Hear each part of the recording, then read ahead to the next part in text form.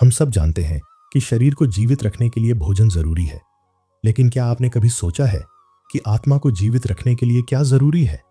परमहंस योगानंद जी कहते थे, साधना ही आत्मा का भोजन है। जैसे हर दिन खाना न मिले तो शरीर कमजोर हो जाता है, ठीक वैसे ही साधना के बिना आत्मा भी धीरे धीरे मुरझाने लगती है।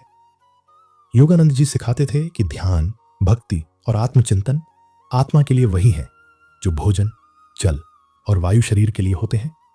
उनका मानना था कि जब इंसान रोज कुछ समय अपने भीतर डूबता है, ईश्वर का ध्यान करता है, तो वही क्षण आत्मा की सबसे बड़ी खुराक बनते हैं।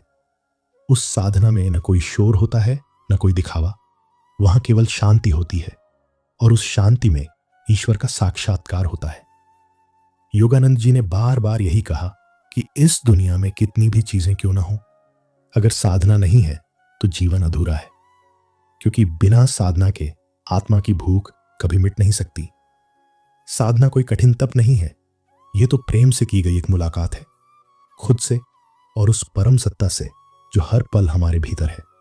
जब हम प्रतिदिन साधना करते हैं तब हम अपनी आत्मा को पोषण दे रहे होते हैं, और यही पोषण हमें मजबूत बनाता है, शांत बनाता है और अंततः ईश्वर से जोड़ता है।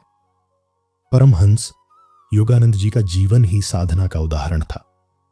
उन्होंने अपने हर श्वास को ध्यानमय बना दिया और हमें सिखाया कि चाहे जीवन कितना भी व्यस्त क्यों ना हो, आत्मा को उसका भोजन देना मत भूलो। तो आज से ही शुरुआत करो, दिन का कुछ पल अपनी आत्मा को दो, साधना करो, ध्यान करो। यही वो मार्ग है जो तुम्हें अंत में तुम्हारी दिव्यता से मिलवाएगा। याद रखो, साधना ही आत्मा का भोजन है। इसे भूल जाओगे तो बाहर सब कुछ होकर भी भीतर शून्यता रह जाएगी।